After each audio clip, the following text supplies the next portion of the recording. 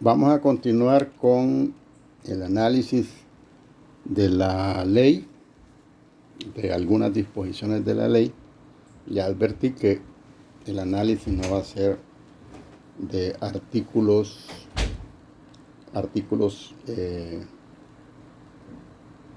seguidos, digamos, un artículo, otro artículo, sino que por instituciones. Nos habíamos quedado en la parte de que la ley llama actividades, obras o proyectos que requieren de un estudio de impacto ambiental. Y habíamos dicho que son prácticamente todas las actividades que podamos identificar. Van desde la letra A a la letra O.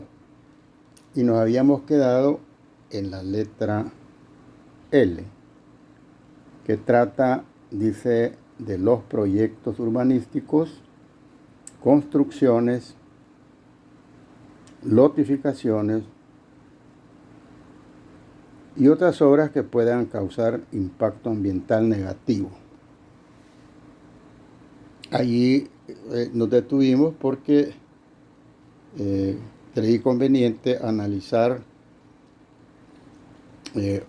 otras leyes, así someramente, que están relacionadas con el tema. El Código Municipal, la Ley de Urbanismo y Construcción, la Ley de Desarrollo Territorial del Área Metropolitana de San Salvador y creo que la Ley sin el creo, y la Ley de Desarrollo Territorial, que es una ley reciente, relativamente reciente, y que decíamos, ya hemos repetido varias veces, que es una de las leyes importantísimas para que podamos hacerle frente al problema ambiental de El Salvador, junto con la ley de aguas, la ley general de aguas y la ley del medio ambiente, esta que estamos viendo en estos momentos. Entonces vamos a continuar con las siguientes letras del artículo 21 y pasaríamos entonces a ver lo que nos dice el artículo, la letra M de este artículo. Dice entonces que requieren un permiso ambiental, más bien requieren un estudio de impacto ambiental previo, obviamente, a la obtención de un permiso ambiental, ¿verdad? Dice M, proyectos del sector agrícola, desarrollo rural integrado, acuicultura y manejo de bosques localizados en áreas frágiles, excepto los proyectos forestales y de acuacultura que cuenten con planes de desarrollo, los cuales deberán registrarse en el Ministerio a partir de la vigencia de la presente ley, dentro del plazo que se establezca para la adecuación ambiental. Ya lo habíamos leído, ¿verdad? Pero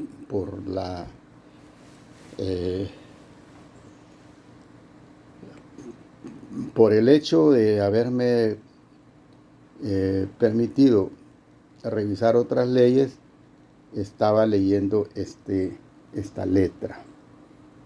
Quizás vamos a terminar la lectura de este artículo y pasaríamos entonces, para ahorrar tiempo, al artículo 22. El artículo 22 habla de un formulario ambiental, ¿verdad? Entonces, el legislador creyó conveniente establecer una facilidad, digamos, para este trámite, el trámite de la obtención de un permiso ambiental. Y entonces dice que el titular, o sea, el propietario de una actividad, obra o proyecto que requiera un permiso ambiental, obviamente, para poder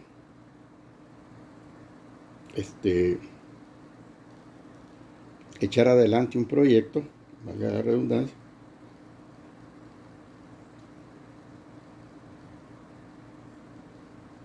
se le facilitará si se le proporciona un formulario que le pida los datos que necesita el ministerio recabar para poder definir, para poderse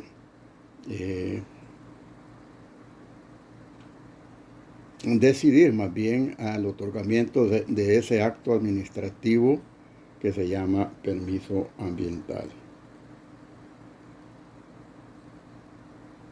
Entonces, dice que todo aquello que requiera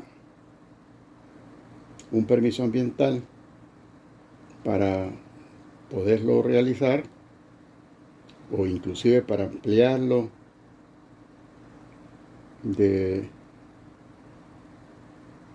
deberá presentar al Ministerio de Medio Ambiente un formulario ambiental.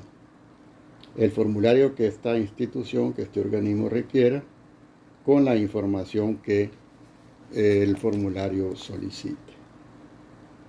De hecho, eso es una forma de facilitar el procedimiento, de hacerlo más expedito, de la obtención de un permiso ambiental, porque el ministerio obviamente habrá identificado la información necesaria para que se pueda decidir sobre la obtención de ese permiso ambiental.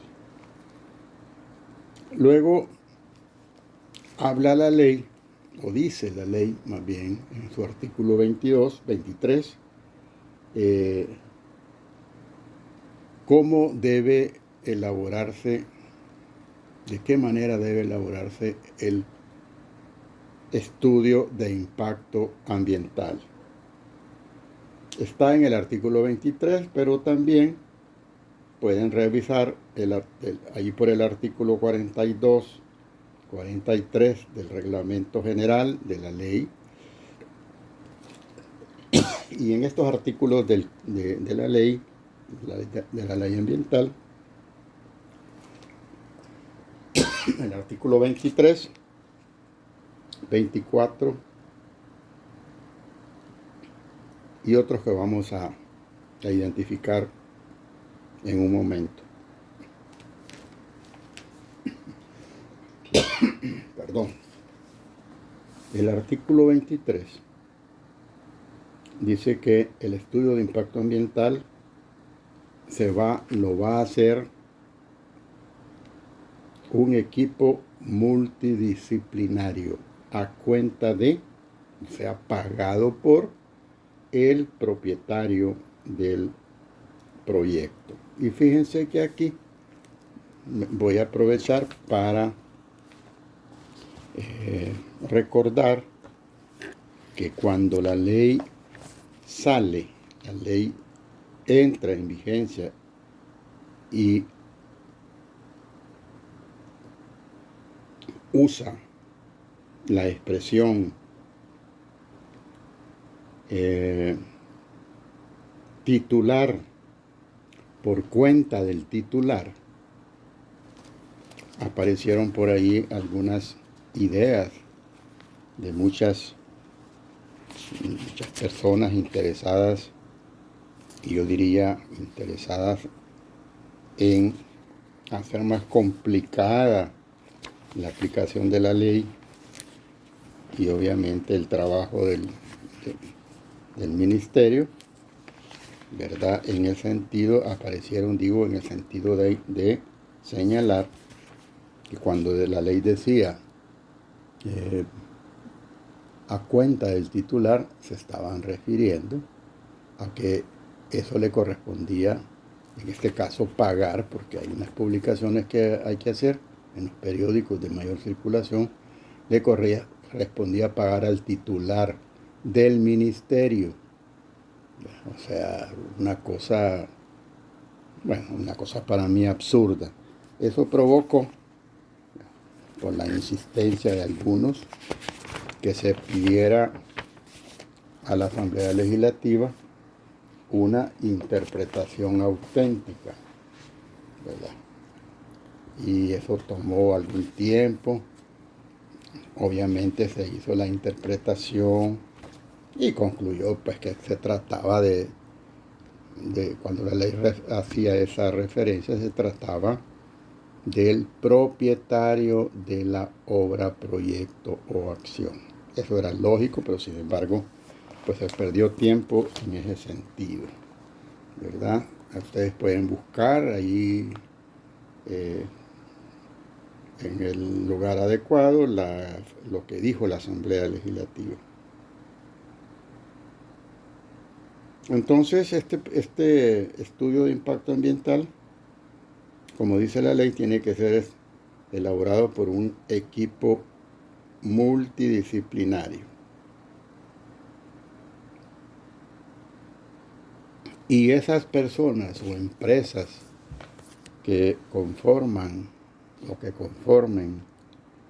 ese equipo multidisciplinario deben o que se dediquen a preparar estos estudios de impacto ambiental deben de estar registradas en el ministerio para fines estadísticos y de información. Y es el ministerio el que establece el procedimiento de certificación para prestar estos servicios de estudio de impacto ambiental, de diagnósticos y auditorías de evaluación ambiental. Recuerdo que esta disposición también fue objetada, fue señalada en el sentido que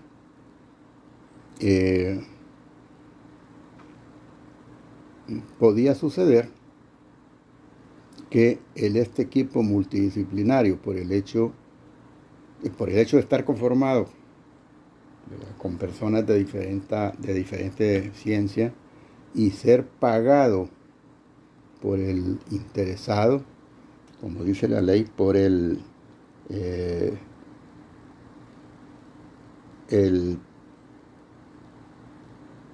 dueño o el titular del proyecto, podía en algún momento no reflejar exactamente el impacto que el proyecto iba a tener en el medio ambiente. Algo así como lo que dicen los mexicanos y que nosotros repetimos: el que paga el mariachi pide la canción. Es decir, se señaló eso, cosa que me parece no muy fundamentada, y que se trata de personas honorables que tienen una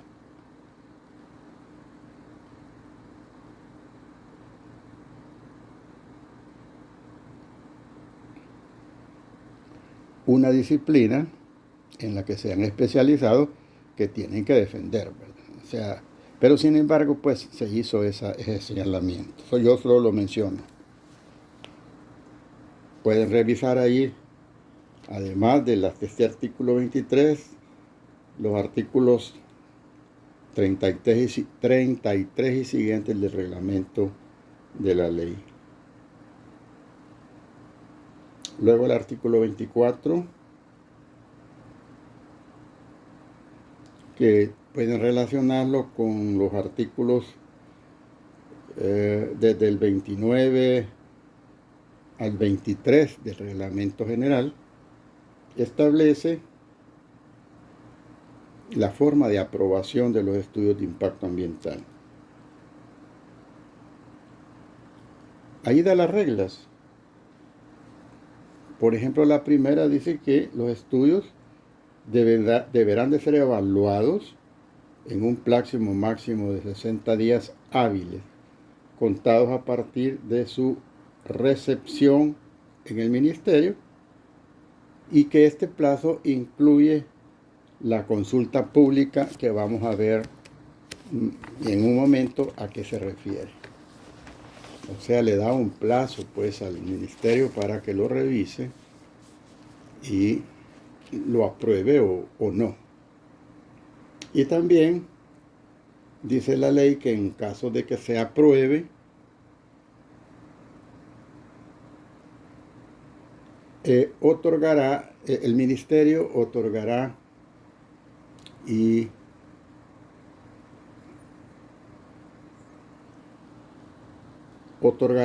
el correspondiente permiso ambiental, que ya les adelantaba, creo que lo vimos ayer, que es como el banderillazo de salida para que el dueño del proyecto pueda iniciar sus obras.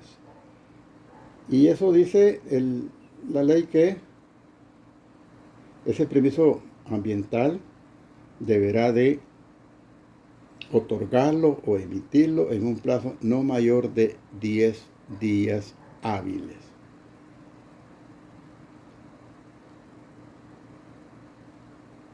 Y después, la ley dice que transcurridos esos plazos, el ministerio no tiene más espacio que decidirse, ¿verdad? Decidirse en ese acto administrativo que es el permiso ambiental. No tiene más espacio. Pero si transcurrido esos plazos no se decide, no emite ninguna resolución, o no, el ministerio no se pronuncia, dice la ley que se aplicará lo establecido en el artículo 3 de la ley de la jurisdicción contencioso administrativo. Eso es lo que dice. Lamentablemente yo no tengo ahorita la información sobre si este plazo o si esta relación que hace la ley como aparecía ha tenido alguna modificación con las recientes leyes que se han dado sobre la jurisdicción contencioso administrativa. Habrá que revisarlo, pero en este momento yo no me puedo decidir por la lamentable situación en que nos encontramos, en la que no tengo yo la posibilidad de revisar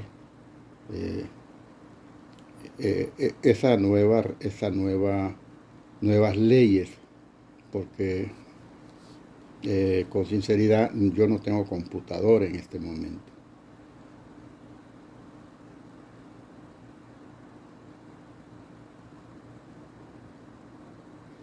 Pero también la ley prevé que cuando se requiera un plazo mayor para el estudio de la evaluación, el plazo podrá, en casos muy especiales, podrá extenderse o prorrogarse por hasta 60 días hábiles adicionales, siempre y cuando obviamente se justifique las razones para que eso pueda ocurrir.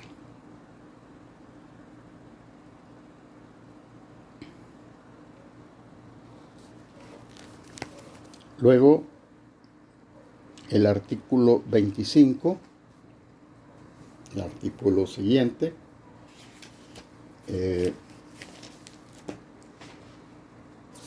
trata sobre la consulta pública de los estudios de impacto ambiental. Esto es bien importante porque aquí la ley obliga a que se haga esta consulta pública para que todos podamos intervenir, podamos dar nuestras opiniones o nuestras quejas sobre lo que se está pretendiendo hacer. Y entonces dice que se va a hacer esa consulta bajo las siguientes reglas. Esto obviamente es previo a la aprobación de los estudios de impacto ambiental. Estos estudios, dice, deberán de hacerse el conocimiento de la ley. El conocimiento del público, dice la ley. Y aquí viene y emplea otra vez la frase a costa del titular. Por esa razón fue que les mencioné la interpretación auténtica que se tuvo que dar porque la ley menciona mucho esa frase. Y ya les aclaré que se refiere a costa del propietario del proyecto. Y esa consulta deberá hacerse en un plazo de 10 días hábiles. A efecto que, sin el de, a efecto que cualquier persona que se considere afectada por el proyecto, pues exprese sus opiniones y haga sus observaciones por escrito, no verbal, no a través de los medios, de las críticas por las redes sociales, no, por escrito, que se considere esta persona que se considere afectada para que exprese sus opiniones, ¿verdad? O haga sus observaciones, como dijimos hace un momento.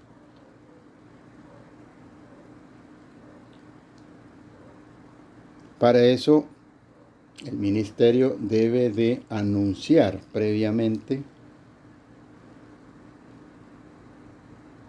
a través de los medios de comunicación de cobertura nacional y de otros que estime conveniente,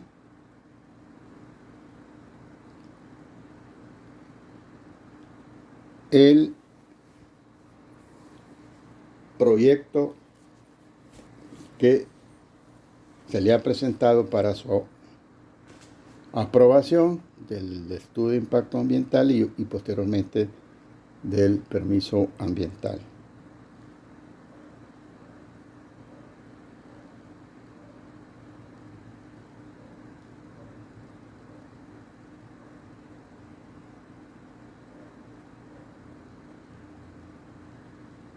Y también la ley dice que por razones de la afectación que pueda producir estos proyectos a la calidad de vida de la población, y no solo porque esté seguro que la va a afectar, sino que porque exista, dice, la posibilidad o que amenace un riesgo, es decir, en base al principio de prevención y precaución también, que ya mencionamos, al riesgo, dice, para la salud y bienestar humanos y del medio ambiente y los recursos naturales, el ministerio tiene la posibilidad o la facultad de organizar una consulta pública de estudio en los municipios donde se piensa llevar a cabo la actividad, obra o proyecto. Es decir, el ministerio tiene que evaluar eso, tiene que revisar bien el proyecto, y si considera que es necesario hacer una consulta pública en el municipio donde va a tener impacto el proyecto, pues puede organizar una consulta allí en el municipio. Y finalmente,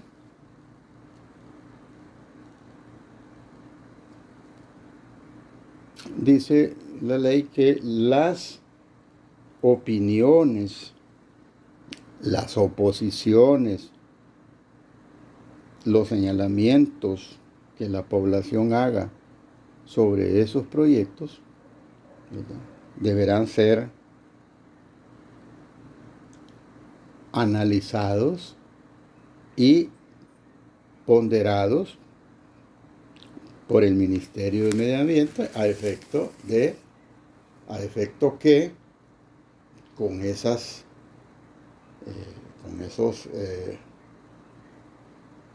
señalamientos o con esas opiniones o propuestas u oposiciones que haga la gente, la población, los habitantes, el ministerio pueda tomar un mejor criterio para la aprobación o no del permiso ambiental.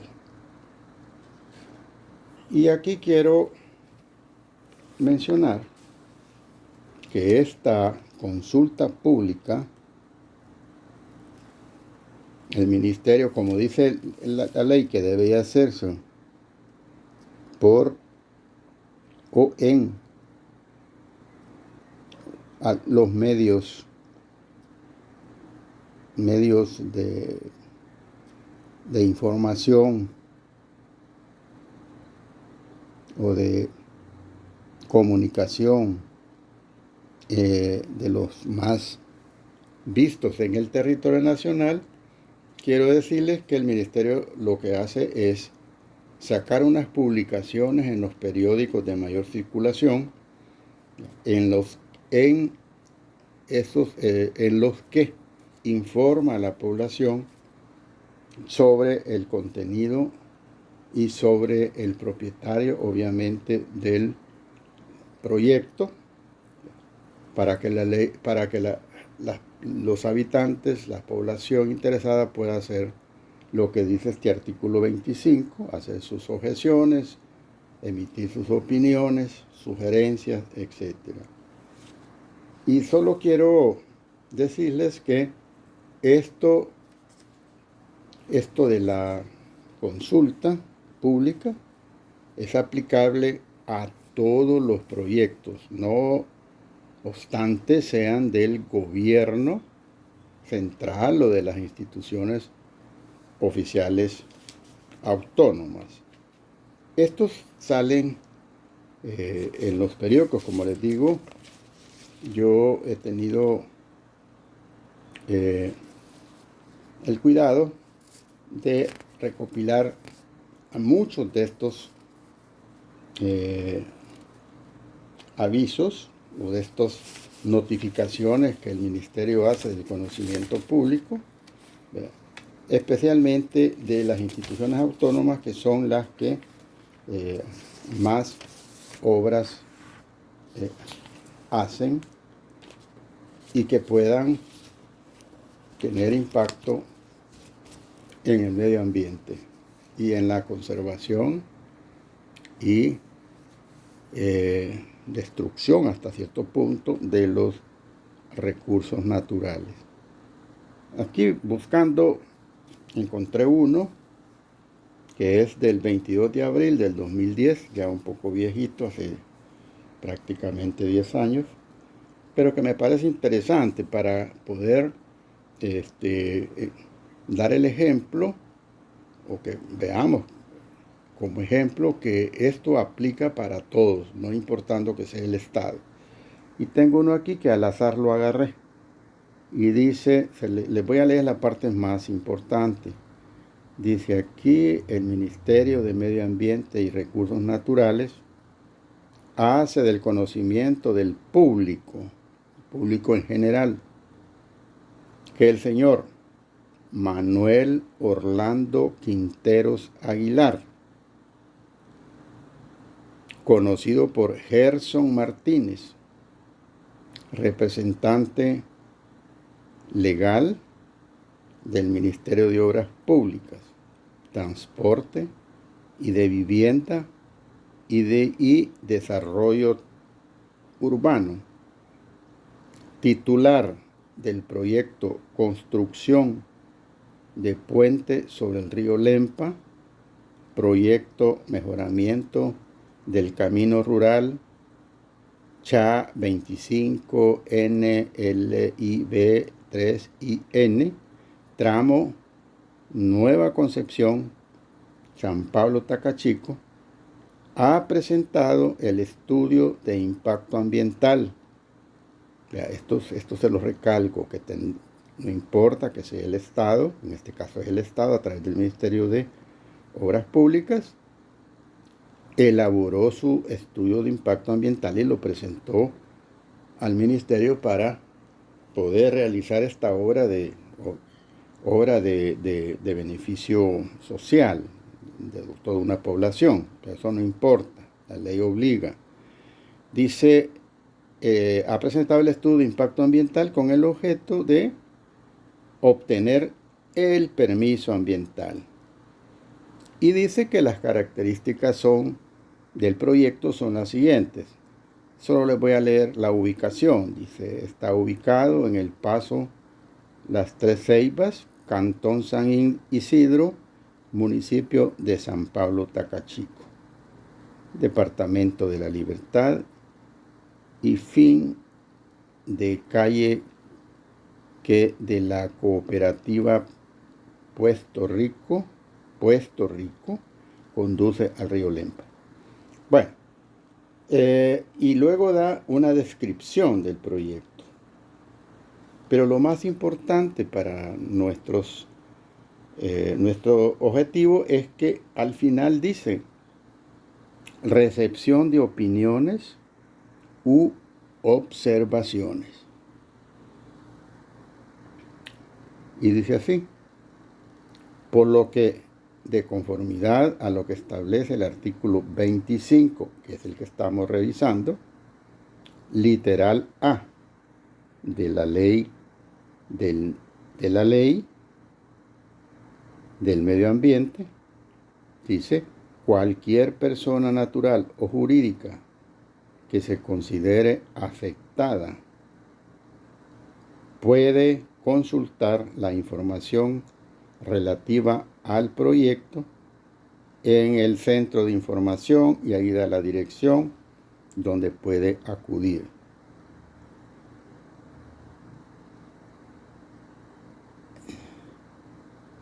Y dice, y exprese, después de la consulta, sus opiniones y observaciones por escrito, como les mencionaba anteriormente, durante un periodo de 10 días hábiles posteriores a la tercera publicación de esta comunicación. Esto es para que el ministerio tome en consideración esas opiniones, esas observaciones, esas oposiciones que pueda tener una persona, ya sea natural o jurídica, sobre el proyecto o la obra que se trata de echar adelante. Y aquí me recuerdo como una información adicional que allá a mediados, creo, del 1900, el siglo pasado, se dio un caso bien especial, bien particular en los Estados Unidos. Resulta que unas empresas turísticas, unas empresas enormes, con capitales enormes en los Estados Unidos, proyectaron llevar a cabo la construcción de unos centros comerciales en unas playas de la Florida, de los Estados Unidos, con una inmensa proyección de mejorar las zonas, de hacer un lugar turístico, porque incluía de todo, centros comerciales, incluía mejoramiento de las playas, es decir, una cosa esplendorosa para los turistas, una cosa que iba a mejorar económicamente a la zona. Y vean aquí lo que pasó, a lo que ya me he referido en otras ocasiones en cuanto a ese choque que puede existir, la trilogía de los derechos, que vuelvo a repetirlo, ¿verdad? En cuanto a lo que debe prevalecer, a las prioridades que el Estado tiene que tomar, ¿verdad? En base a sus estudios, en base a sus enfoques, ¿verdad? En cuanto a qué es primero, si el desarrollo, la conservación de los recursos naturales, del medio ambiente, los derechos humanos, etc. Entonces lo que pasó aquí fue que cuando se hizo la consulta a la población, que es de lo que estamos hablando en este momento, llovieron, por decirlo de alguna manera, opiniones y también oposiciones a que ese desarrollo turístico se llevara a cabo. ¿Y cuál fue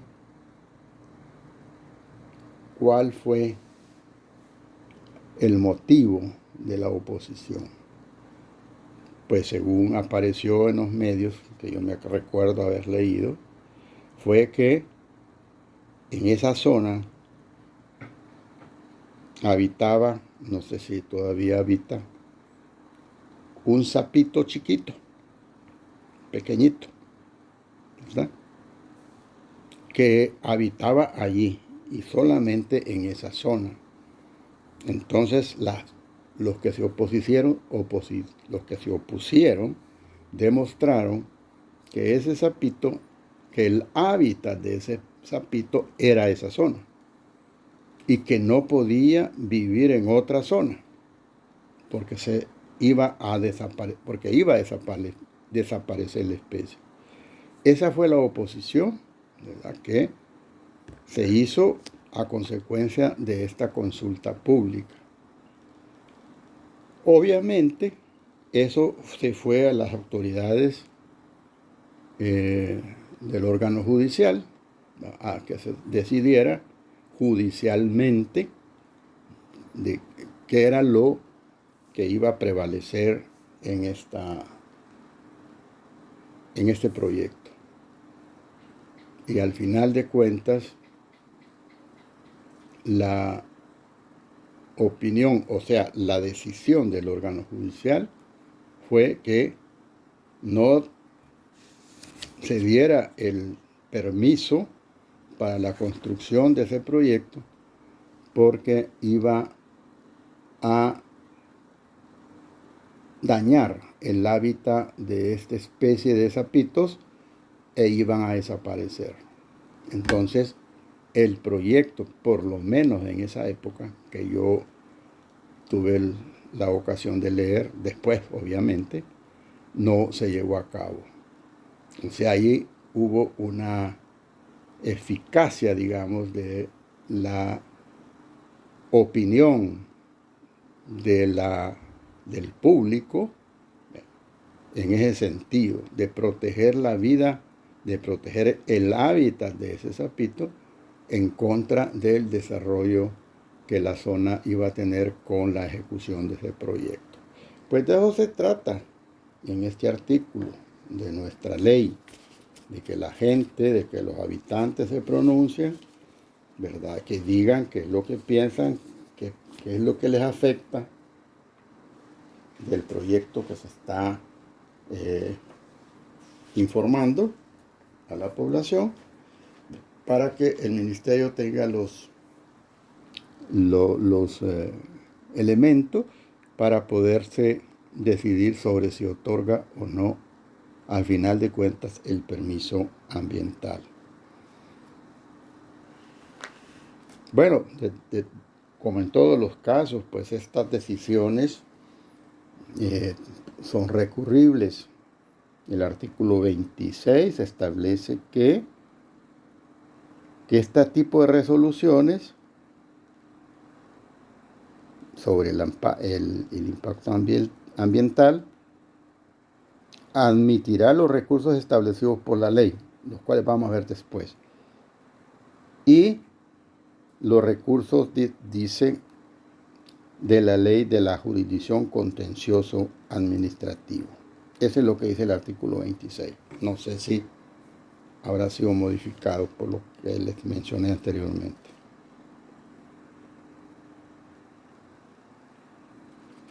Luego el artículo 27 habla de las auditorías de evaluación ambiental, al igual que lo hacen los artículos del 36 al 38,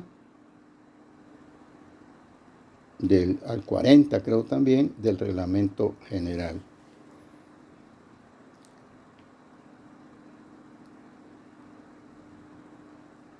Y dice que el 27 dice que para asegurar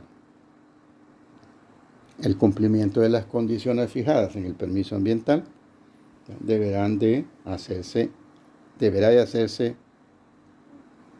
lo siguiente, o deberán de llenarse los requisitos siguientes para las auditorías.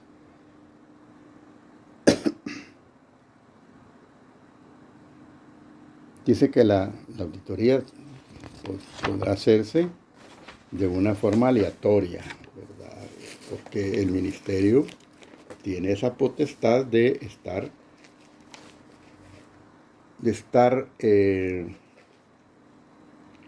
supervisando el cumplimiento de los permisos ambientales. O sea, no necesita pues estar estableciendo fechas y todo. Puede hacerlo en el momento en que lo estime conveniente.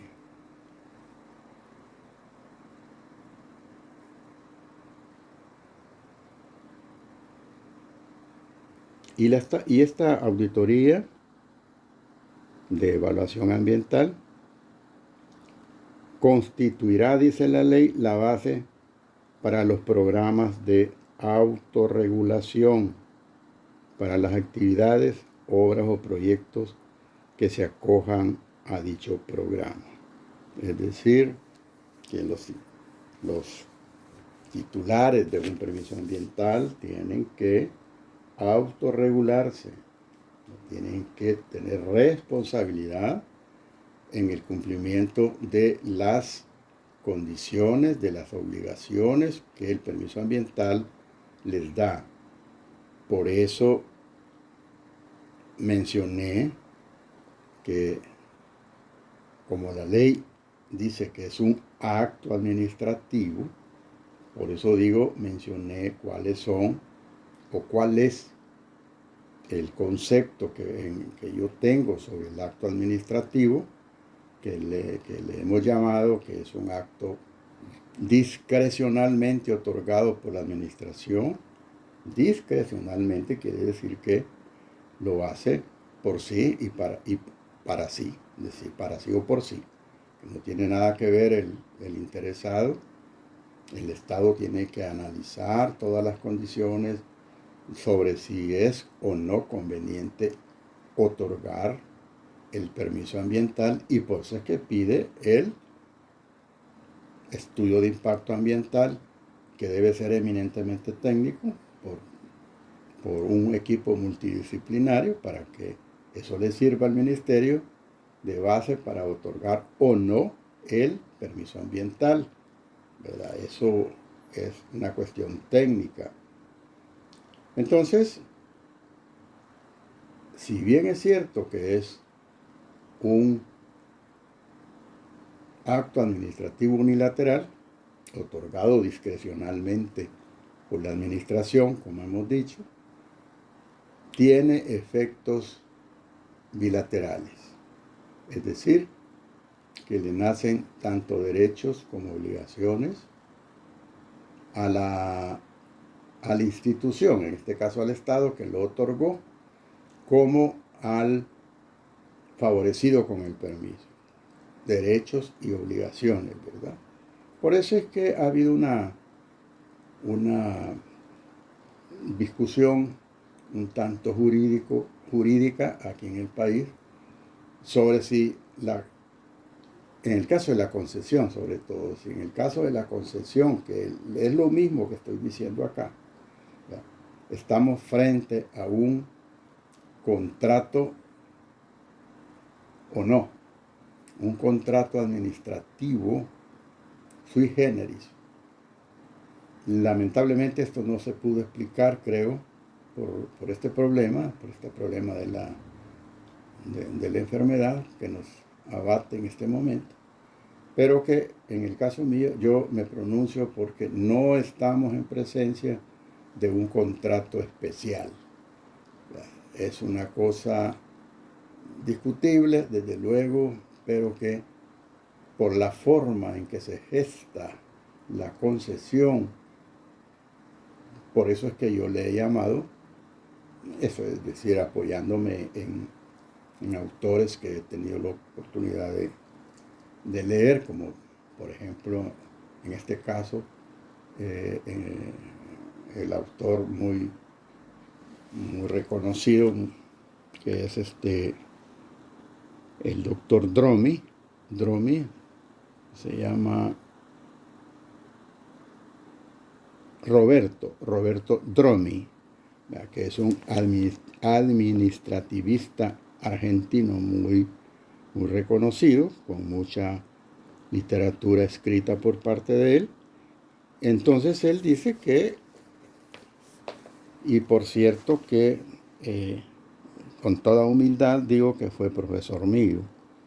En la época en que yo estuve estudiando en Argentina, tuve la dicha, digamos, de ser alumno de él, y allí él nos enseñaba precisamente que el acto administrativo es eminentemente un acto unilateral de la administración, pero con efectos bilaterales. Y por eso estoy diciendo que el permiso, en este caso, aunque él hace en su libro, que se llama precisamente El acto administrativo, el primer libro que escribió, hace la diferencia él entre la concesión y el permiso. Lamentablemente no pudimos hacer ese estudio nosotros en la clase.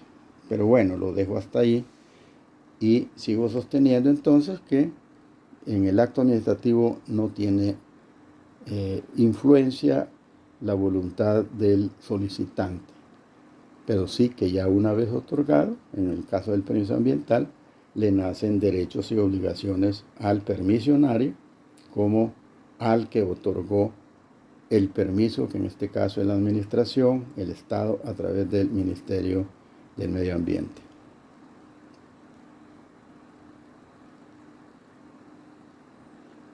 Y por último, no vamos a ver el 28, el artículo 29 es bien importantísimo porque establece una fianza de cumplimiento ambiental. Ahí pueden revisar también los artículos 34 y 35 del reglamento general.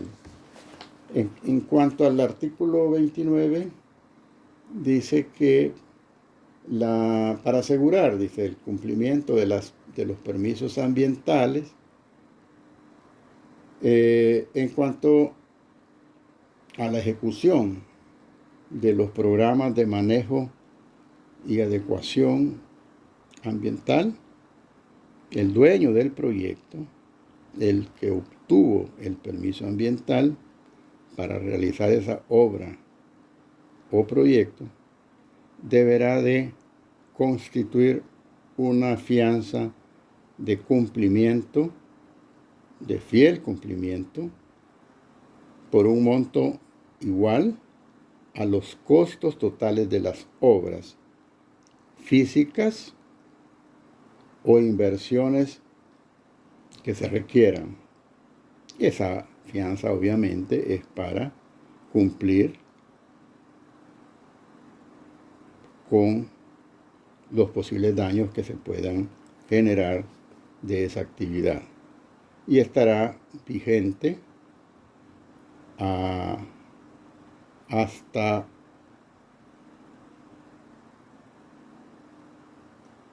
que dichas obras o inversiones se hayan hecho o realizado en la forma en que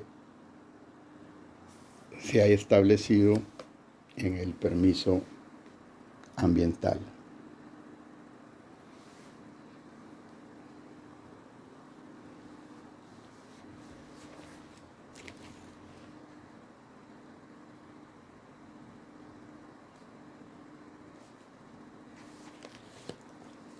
Luego el artículo 32 y siguientes,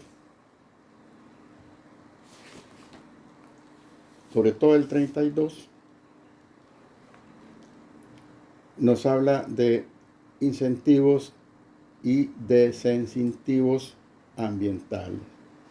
Sobre esto ya me referí en una forma amplia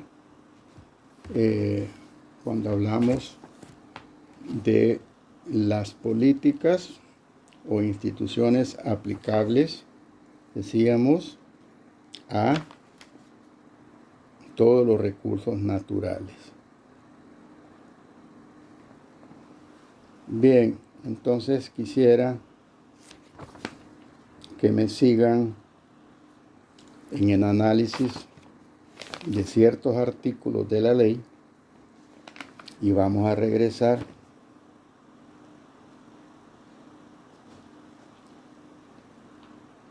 al artículo, si no me equivoco, 15 creo.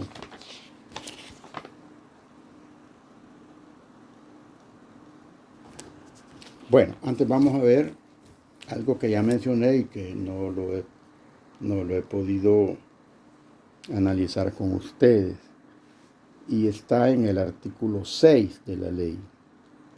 Y creo que 5 y siguientes del reglamento general, que es quizás la creación de una de las instituciones más importantes para mí que contiene la ley del medio ambiente. Me estoy refiriendo a la creación del Sistema Nacional de Gestión del Medio Ambiente. Este sistema es importantísimo para el medio ambiente nuestro, ¿verdad? Y para que el medio ambiente sea adecuadamente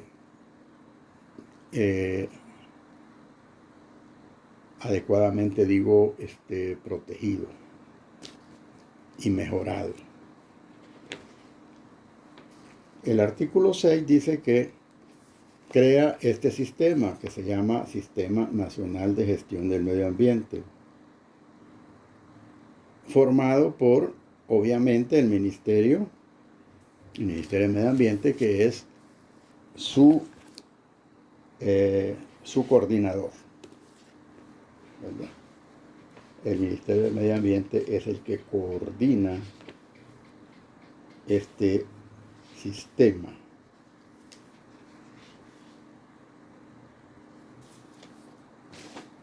Pero además está conformado por, y esto es bien importante que ustedes tomen en consideración, formado por las unidades ambientales que tienen que existir y que de hecho existen en cada ministerio del gobierno. Y además, estas unidades ambientales tienen que estar establecidas, creadas, funcionando en las diferentes instituciones autónomas y municipales del país. Este sistema se conoce, según la ley, por las siglas SINAMA, S-I-N-A-M-A, SINAMA. Y su finalidad principal es poner en funcionamiento y mantener en las entidades e instituciones del sector público los principios, normas, programación, dirección y coordinación de la gestión ambiental del Estado. Eso lo desarrolla también los artículos 5 y 6 y siguientes, creo, del Reglamento General. Pero quiero advertir que no solamente existen estas unidades ambientales en las instituciones que menciona este artículo, sino que prácticamente en todas las instituciones, oficinas del Estado en general. Por eso encontramos unidades ambientales en la Corte Suprema de Justicia, que no aparecería ahí entonces, si tomamos la lectura estricta de lo que dice el artículo 6, no aparecía en la Corte Suprema de Justicia, pero sin embargo han sido incorporadas posteriormente todas las instituciones. No importa la función que tengan. Porque alguien una vez me preguntó, ¿y qué tiene que ver la Corte Suprema de Justicia con el medio ambiente? Bueno, esa es una pregunta no, yo diría no adecuada, porque todo tiene que ver con el medio ambiente en este país, obviamente reducido, por decirlo de alguna manera, a las actividades propias de cada institución. Pues en la Corte Suprema de Justicia hay una unidad ambiental que funciona, ¿verdad? Y que hace su labor muy importante en las cuestiones ambientales. ¿Cuál es el objeto entonces? Fíjense que aquí este Sistema Nacional de Gestión del Medio Ambiente le da prácticamente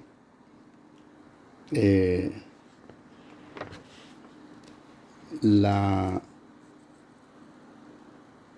responsabilidad, diríamos, de su funcionamiento al Ministerio del Medio Ambiente como coordinador, ¿verdad?, de este sistema, pero también a todas aquellas instituciones, oficinas que conforman el SINAMA. Si ustedes tienen, o más bien, yo sé que se fijan, pero si ustedes se fijan, ¿verdad?, ahí están incorporadas las 262 alcaldías del país. Imagínense lo grande que es el sistema. Imagínense que este sistema funcione como la ley lo pretende, ¿verdad? Cada alcaldía atendiendo sus problemas ambientales locales de su circunscripción territorial, cubriendo entonces este sistema todo el país. Ya se trate de alcaldías pequeñas o grandes, estaría cubierto todo el país. Ayer creo que les mencionaba en la plática de ayer lo que son las ordenanzas municipales. Y estas ordenanzas deberían de ser utilizadas especialmente para la protección de todo lo que el Código Municipal les dice a las alcaldías que tienen que hacer especialmente a lo referido a los recursos naturales y el medio ambiente. Entonces, si este sistema funciona, tendríamos nosotros prácticamente un control sobre el medio ambiente a nivel nacional. Pero les mencionaba que ahí por el 2010, lamentablemente muchas alcaldías no tenían ordenanzas referidas a la protección del medio ambiente y los recursos naturales. No tengo información actualizada, yo espero que eso vaya a mejorar y entonces que eso vaya obviamente en beneficio de nuestro ambiente, medio ambiente nacional. Por eso también he afirmado que los municipios, las alcaldías, son quizás las instituciones que más pueden contribuir a la protección del medio ambiente y a la recuperación de los recursos naturales en el país. No importa que lo hagan pensando únicamente en su circunscripción territorial, no importa. Pero al final de cuentas, unida una alcaldía con la otra, unidas sus ordenanzas, unidas sus actitudes hacia el medio ambiente y los recursos naturales, vamos a tener un producto general totalmente en beneficio de todo el país. Pues bien, este sistema, como repito, si funcionara como la ley lo proyectó, nos estaría resolviendo el problema ambiental del país. No tengo datos sobre si realmente está funcionando como la ley lo proyectó, pero yo espero que sí. Los objetivos prácticamente ya los dije, pero podemos resumirlos en que su objetivo principal es a través de las acciones que toman las alcaldías, que toman estas unidades ambientales, ¿verdad? Es crear mecanismos de gestión del medio ambiente para implementar o implantar, más bien dicho, ese contenido ambiental en el desarrollo comunal y al final el desarrollo del país.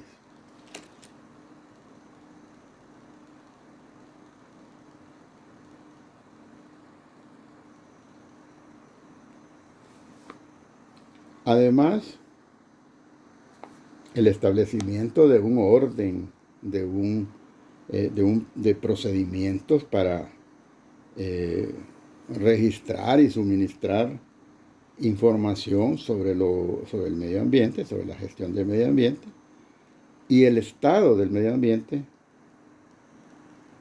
como base, diríamos, para la preparación de los planes, ya sea locales o generales del país, planes ambientales, que permitan evaluar de una forma adecuada y segura los impactos ambientales de todas las políticas sectoriales que se adopten a nivel local y obviamente a nivel general del Estado.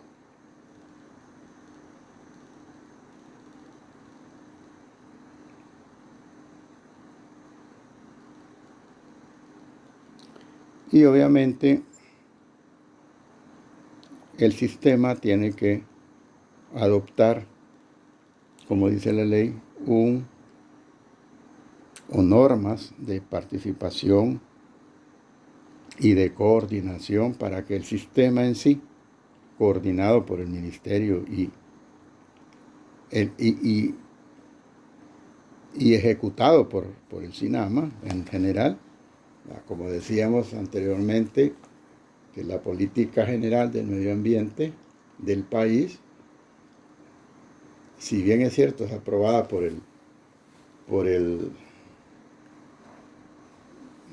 los ministros del Estado, es aplicada o es ejecutada o es llevada a cabo por el Ministerio del Medio Ambiente en coordinación con el sistema Sistema Nacional de Gestión del Medio Ambiente. A ellos les toca que aplicarla. Lo aprueban los ministros, pero ellos, este sistema, lo ejecutan. Y en cuanto a estas unidades ambientales, quisiera decirles que forman parte del SINAMA, ¿verdad? La ley dice que todas las instituciones que forman parte del SINAMA deben de contar con unidades ambientales y que además deben ser financiadas con el presupuesto de todas las instituciones que conforman el SINAMA, para que no vaya a decirse que es el Estado el que le corresponde pagar el funcionamiento de estas unidades, porque la ley dice que deben de estar dentro del presupuesto de cada una de estas instituciones que conforman el SINAMA.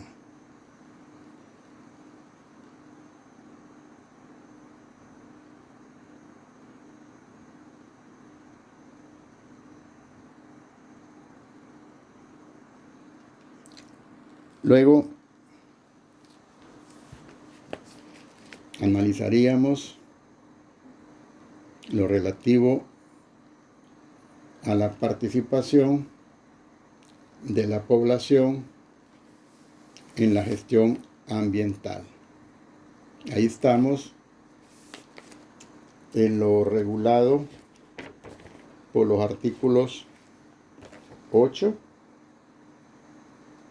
9 y 10 de la ley, pero también del reglamento.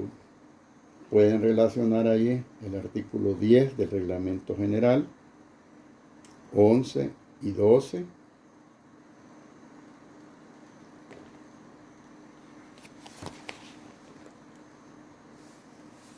especialmente esos artículos.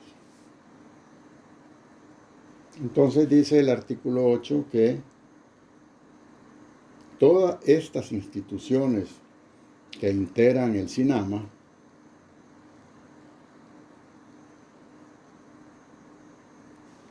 deben, previamente a la aprobación de sus políticas, planes y programas, consultar para su gestión ambiental con las organizaciones de participación a nivel regional, departamental o local.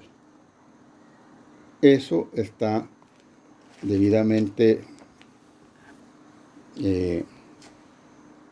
regulado, diríamos, en los artículos 30,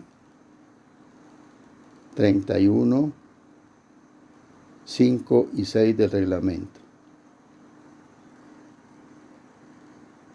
Habrá que revisar también el artículo 9 de la Constitución.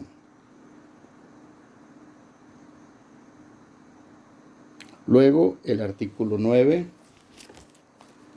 regula ese derecho que tiene la población de ser informada sobre la gestión ambiental.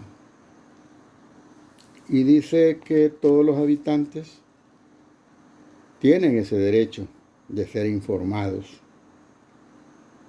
en una forma oportuna, clara y suficiente en un plazo de 15 días hábiles sobre esas políticas, planes y programas ambientales que tienen que ver con la salud pública y la calidad de vida de la población. Especialmente dice, para participar en la consulta previa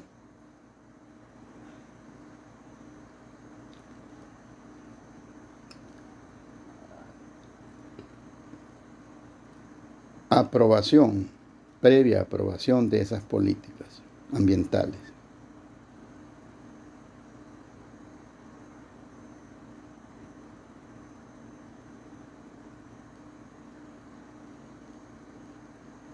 Y también para participar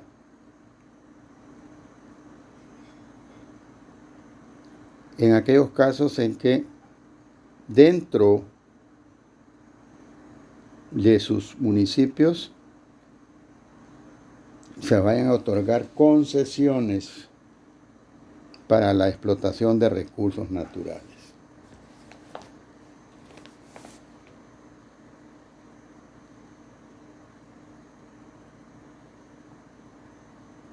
Y además, para que fiscalicen y puedan vigilar la manera en que se hacen las acciones de todo tipo, vengan de donde vengan, de protección del medio ambiente.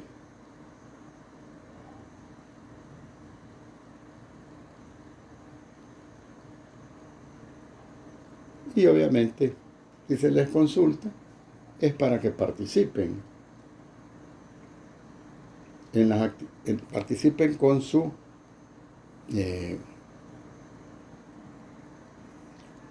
con sus ideas, con sus recomendaciones, con sus quejas en todas las actividades, obras o proyectos que a su consideración afecten el medio ambiente y que para su ejecución requieren un permiso ambiental.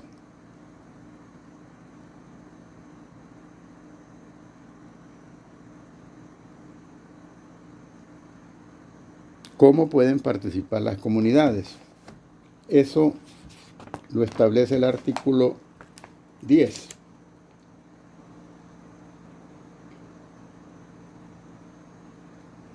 Obligando al Ministerio del Medio Ambiente a adoptar las políticas y programas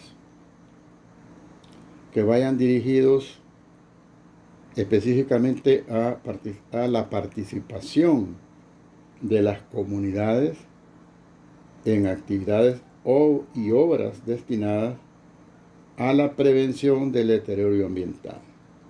Aquí la ley también, como podrán ver, adopta o se fundamenta en los famosos principios especiales de prevención y cooperación, que son principios ambientales que ya revisamos en su momento.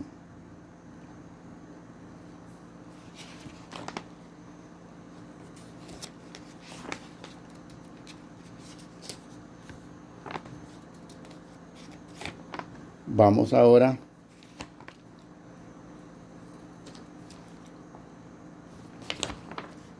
a pasarnos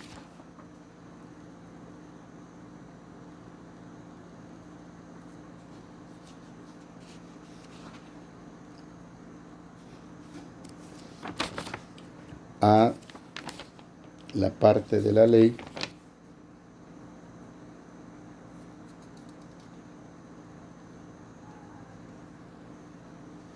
vamos a dar un salto bastante alto en cuanto al análisis de la ley, por razón de tiempo, como ya dije, y nos vamos a ir hasta el artículo 56, en el capítulo 5, riesgos ambientales y materiales peligrosos. Dice el artículo 56.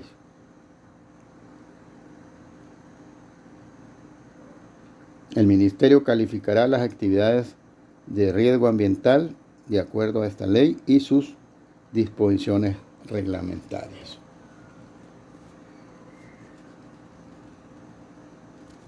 Y entonces, en el artículo 57, que desarrolla el tema de introducción, tránsito y distribución, introducción, tránsito, distribución y almacenamiento de sustancias peligrosas, encontramos el artículo 57.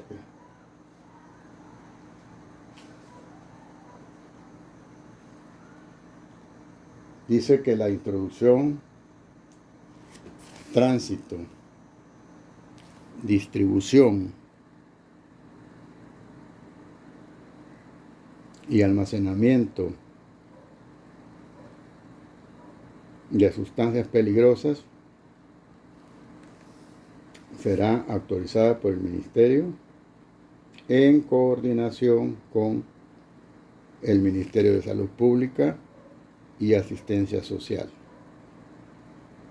Además, con el Ministerio de Economía y el Consejo Superior de Salud Pública, para lo cual un reglamento muy especial regulará estos procedimientos o los procedimientos que deberán adoptarse.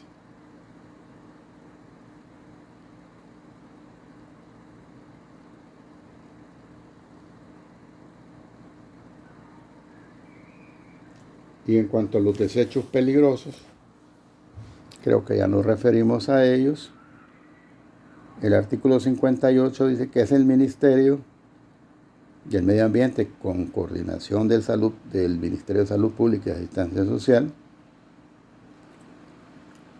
el de Economía y las municipalidades, regulará el manejo, el almacenamiento y la disposición final de desechos peligrosos producidos en el país.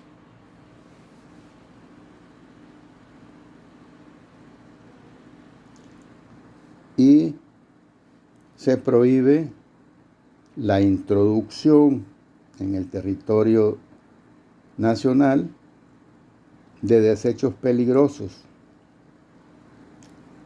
así como el tránsito, liberación y almacenamiento de estos desechos. Hacíamos relación un día de estos a los desechos peligrosos que lamentablemente se han detectado en el país, por esa irresponsabilidad de ciertas personas naturales o jurídicas de no preocuparse por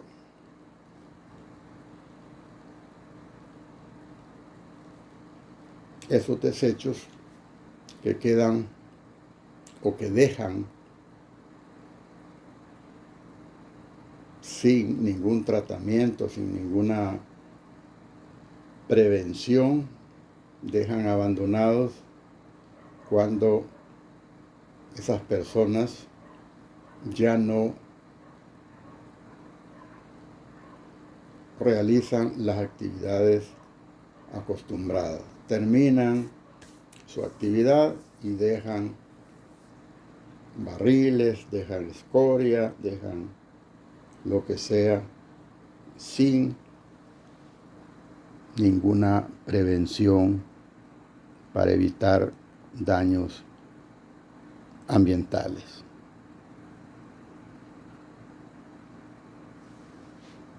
Y por último, dice la ley que toda persona natural o jurídica que utilice, que recolecte o que almacene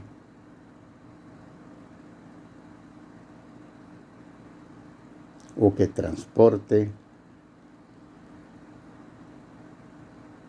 sustancias, residuos y desechos peligrosos debe de obtener un permiso ambiental específico para esa actividad de conformidad a los procedimientos que establece esta ley, que ya más o menos vimos.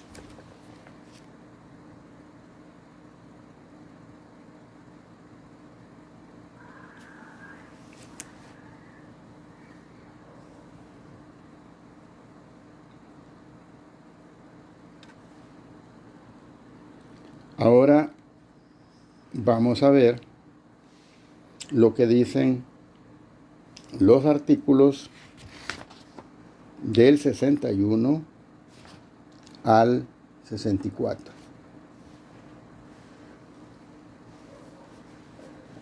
de la ley. Y pueden revisar el artículo 79 del reglamento. Pues bien, el artículo 61 ya lo cité cuando hablamos de la ponderación económica del medio ambiente, si se recuerdan. Creo que fue no sé si en la plática anterior, cuando hablábamos de eso precisamente, de la ponderación económica que hay que darle al medio ambiente. Y relacioné yo el artículo 61. Ahora nos toca verlo porque este artículo es importantísimo. Este artículo dice que el Ministerio del Medio Ambiente, en coordinación con el Ministerio de Hacienda, de Economía y el Banco Central de Reserva,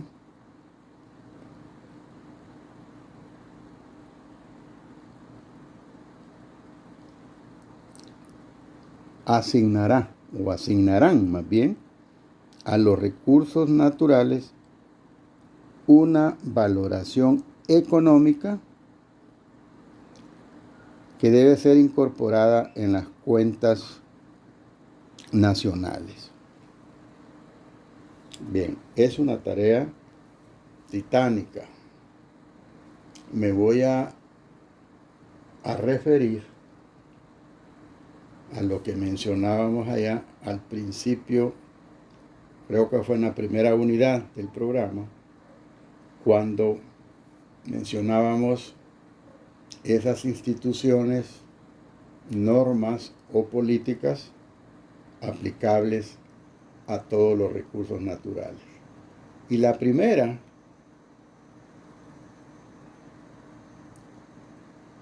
que mencionamos, si no mal recuerdo, fue la evaluación. Y decíamos que la evaluación, en términos concretos, no es más que hacer un estudio científico, real, lo más exactamente posible, para establecer con cuánto recurso natural cuenta el país. No estamos hablando de un solo recurso, sino que de todos los recursos naturales que nosotros podamos tener en el país. Eso era lo que le llamamos el quantum de los recursos. Vayámonos al recurso más complicado, que siempre lo he mencionado, el agua. Realmente yo no sé si el país sabe con cuánto recurso hídrico cuenta. No lo sé. Algunos afirman que sí. ¿Por qué razón? Porque este recurso, que es de los más importantes para la vida de un país, para el desarrollo de un país, debe de estar debidamente identificado en su ubicación y en su cantidad. Y ya no se diga sobre su calidad. Si es un recurso que no está contaminado, si es un recurso que está contaminado, qué grado de contaminación, por ejemplo, etcétera. ¿Verdad? Entonces, solo estoy poniendo el caso del recurso hídrico, que es el recurso que en nuestro país, por la gran importancia y por la demanda y por las quejas y todo eso que se dan a diario prácticamente, nos trae o nos da o nos llama más la atención de preguntarnos, bueno, ¿sabe El Salvador? ¿Sabe el país? ¿Con cuántos recursos hídricos cuenta? Yo esa interrogante no la contesto porque lo desconozco. Pero este artículo dice, en una forma bien clara, que estas instituciones, el Ministerio de Medio Ambiente, Economía, Hacienda, Banco Central de Reserva,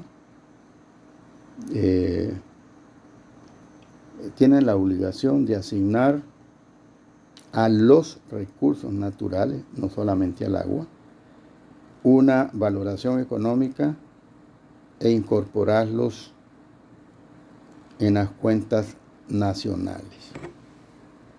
Imagínense ustedes, esto tiene que relacionarlo con el artículo 4, si no me equivoco, voy a verificarlo ahorita. Artículo 4.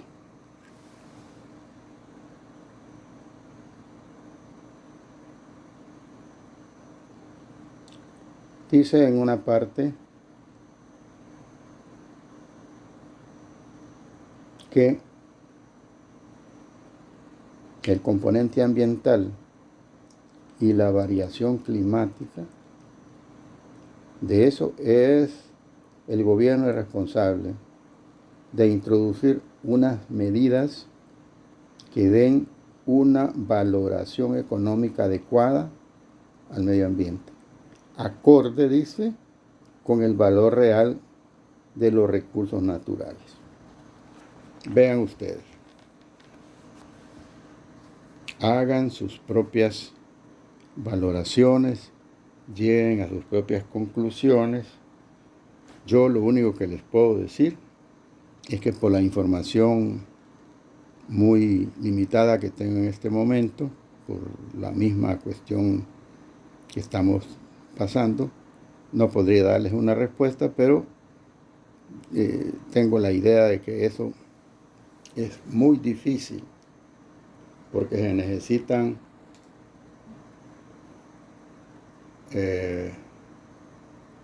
mecanismos, instrumentos, si se quieren,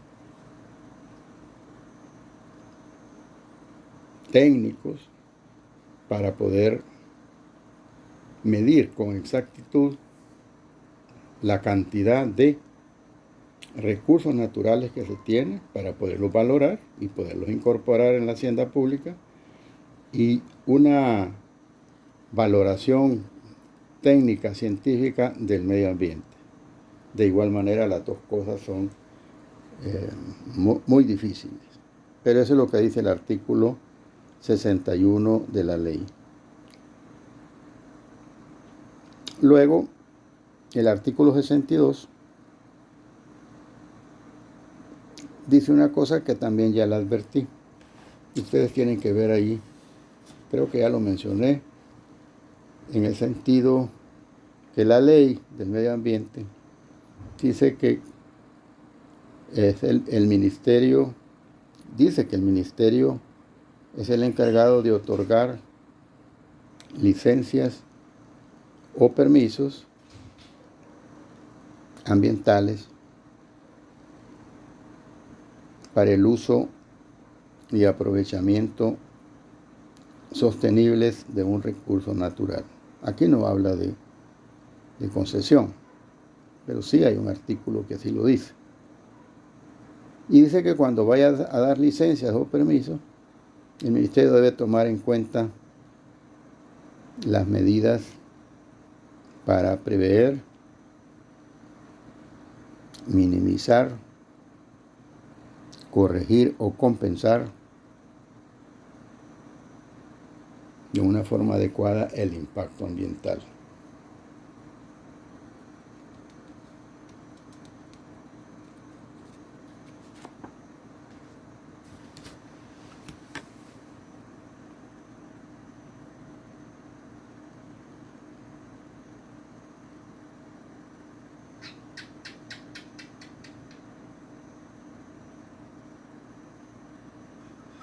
Y luego, al final, el artículo 64 establece las causas por las que se pueden revocar los permisos ambientales. Y una de ellas es la negativa del titular del permiso a cumplir las condiciones que se le han establecido en el permiso. Y otra, la violación de las normas técnicas de calidad ambiental relacionadas con el aprovechamiento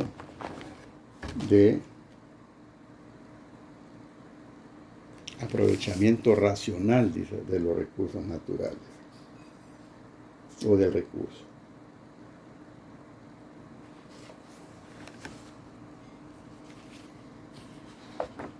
Lamentablemente no pudimos ver, porque no me recuerdo, cuando estábamos dentro del tema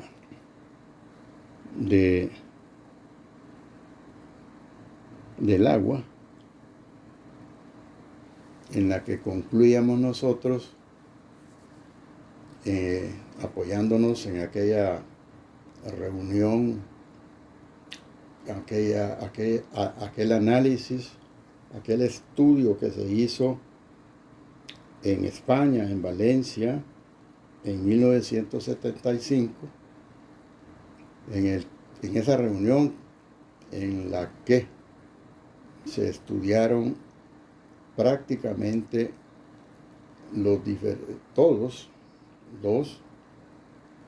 todas las legislaciones sobre el agua del mundo, porque ahí se vio la legislación obviamente española, francesa, inglesa, alemana,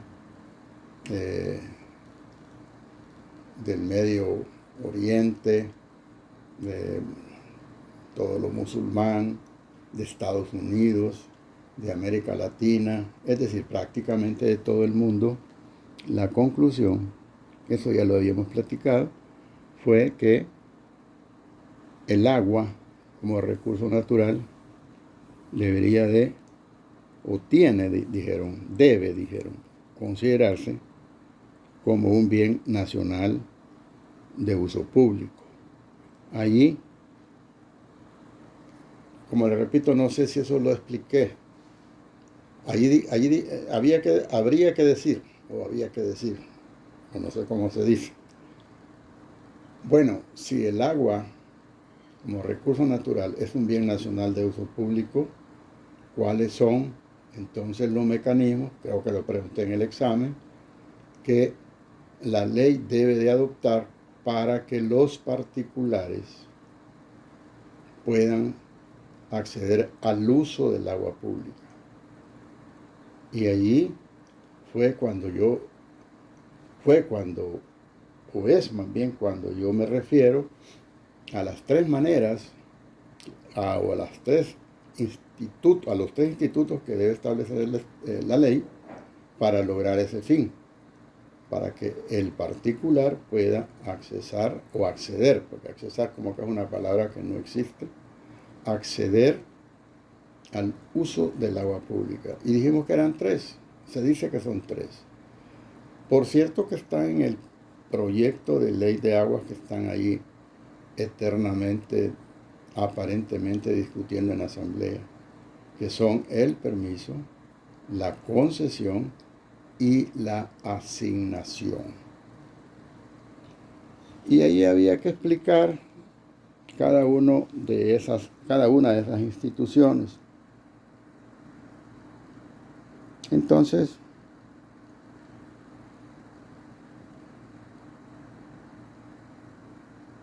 lamentablemente creo que no tuvimos esa oportunidad.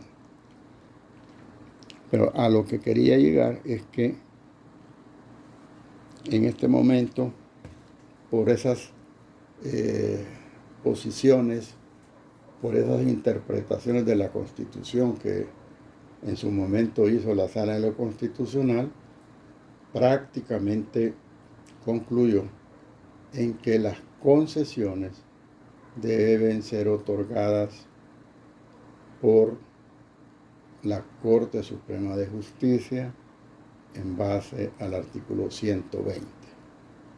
Sin embargo, la Ley del Medio Ambiente y otras leyes autorizan a que las concesiones de cierto tipo de utilización de recursos naturales sean otorgadas por instituciones que no son la Asamblea Legislativa. Creo que mencioné el caso de las salineras, parece.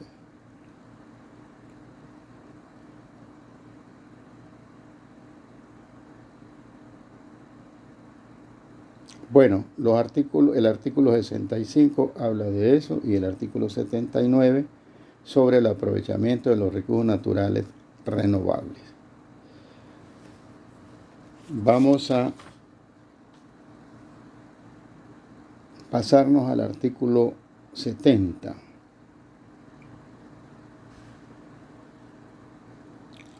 La verdad es que ya no hay tiempo. Estamos exactamente a 2 minutos de terminar el tiempo de la clase, digamos. Entonces me voy a quedar aquí para que en la próxima semana podamos entrar a ver la gestión y uso de las aguas y ecosistemas acuáticos.